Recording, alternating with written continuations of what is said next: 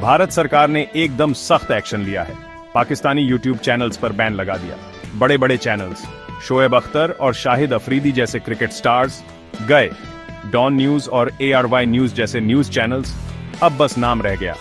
ये दोनों देशों के बीच पहले से ही तनाव भरे रिश्तों में बहुत बड़ा कदम है। लाखों व्यूअर्स का कनेक्शन कट गया है। एक डिजिटल लक्ष्मण रेखा खींच दी गई है। लेकिन क्यों? माजरा क्या है? इंडिया का कहना है कि ये चैनल्स क्रिकेट के बुरे कमेंट्री से भी ज्यादा खतरनाक चीजें फैला रहे थे।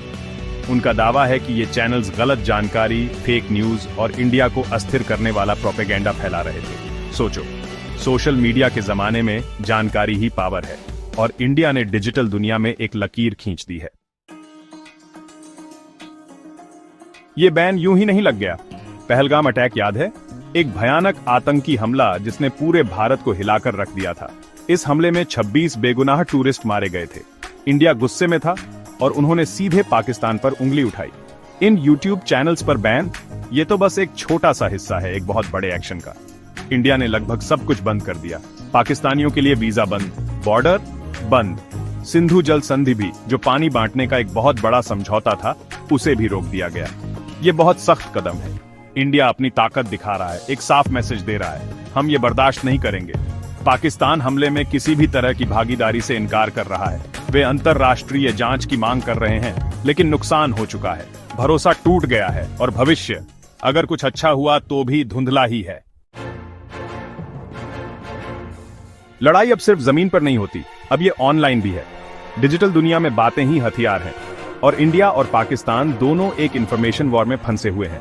इंडिया का कहना है कि ये पाकिस्तानी यूट्यूब चैनल्स लगातार इंडिया विरोधी कंटेंट बना रहे थे। नफरत फैलाने वाले वीडियो, इंडियन आर्मी के बारे में झूठ फैलाना, कश्मीर में अलगाववादी आंदोलनों को भड़काना। अब ये ध्यान रखना जरूरी है कि हर कोई इंडिया की बात नहीं मानता। आलोचकों का कहना है कि ये बैन सेंसरशिप है, अलग राय रखने वालों की आवाज दबाने की कोशिश। उनका तर्क है कि इंडिया पहलगाम हमले को बहाना बनाकर अभिव्यक्ति की आजादी पर पाबंदी लगा रहा है। ये एक खतरनाक रास्ता है। वे चेतावनी देते हैं, आज पाकिस्तानी यूट्यूबर्स हैं, कल कोई भी हो सकता है जो सरकार की आलोचना करे। सच्चाई शायद बीच में कहीं होगी। इसमें कोई शक नहीं कि सोशल मीडिया का इस्तेमाल गलत जानकारी फैलाने और हिंसा भड़काने के लिए किया जा सकता है। हमने इसे पूरी दुनिया में होते देखा है और इंडिया को अपनी राष्ट्रीय सुरक्षा की रक्षा करने का अधिकार है। लेकिन लक्ष्मण रेखा कहां खींची जाए? नुकसानदायक कंटेंट पर कार्रवाई कब सेंसरशिप बन जाती है? ये एक मुश्किल सवाल है और इसका कोई आसान जवाब नहीं है। हम इतना जरूर जानते हैं, इंटरनेट दिल और दिमाग की जंग का मैदान बन गया है। ये बैन सिर्फ राजनीति के बारे में नहीं है, ये लोगों के बारे में है। वो पाकिस्तानी यूट्यूबर्स, वो बस कोई चेहरे नहीं है, वो असली लोग हैं जिनकी जिंदगी, परिवार और रोजी रोटी है।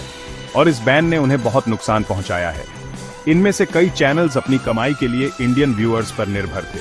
हम लाखों सब्सक्राइबर्स की बात कर रहे हैं और जब इंडिया ने कनेक्शन काट दिया, उनकी कमाई रातों रात खत्म हो गई। एक पल के लिए सोचिए, अपना दिल और जान लगाकर ऑडियंस बनाना और फिर उसे एक झटके में खो देना।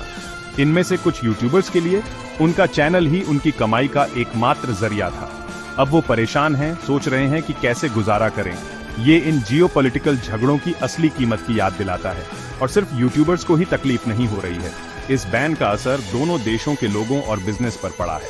व्यापार ठप हो गया है, यात्रा लगभग असंभव हो गई है, परिवार और दोस्त बिछड़ गए हैं। इस झगड़े की असली कीमत है और जब तक ये गतिरोध जारी रहेगा, ये और भी बदतर होता जाएगा। ये पूरी स्थिति उस दुनिया की याद दिलाती है, एक ऐसी दुनिया जो सीमाओं, विचारधाराओं और अब इंटरनेट से भी बंटती जा रही है। भारत पाकिस्तान की दुश्मनी पूरी दुनिया की एक छोटी सी तस्वीर है। एक ऐसी दुनिया जहां अविश्वास का बोलबाला है, जहां बातचीत की जगह धमकियां हैं और जहां सहयोग की कोई भी उम्मीद एक दूर का सपना लगती है। तो अब हम कहां जाएं? क्या इस गड़बड़ से निकलने का कोई रास्ता है? सच कहूं, कहना मुश्किल है, पहला कदम है। समस्या को समझना, ये मानना कि दुश्मनी और हिंसा का ये चक्र सिर्फ और दुख ही पैदा करता है। दोनों पक्षों को बातचीत करने और कोई बीच का रास्ता निकालने के लिए तैयार रहना होगा। लेकिन सच कहें तो ये कहना आसान है, करना मुश्किल। इतिहास के जख्म गहरे हैं, राजनीतिक माहौल जहरीला है और कोई भी पक्ष पीछे हटने को तैयार नहीं दिखता। लेकिन हम उम्मीद नहीं छोड़ सकते। हमें शांति के लिए कोशिश करते रहना होगा, अपने नेताओं से बेहतर की मांग करते रहना होगा। इसके अलावा कोई और रास्ता सोचना भी मुश्किल है।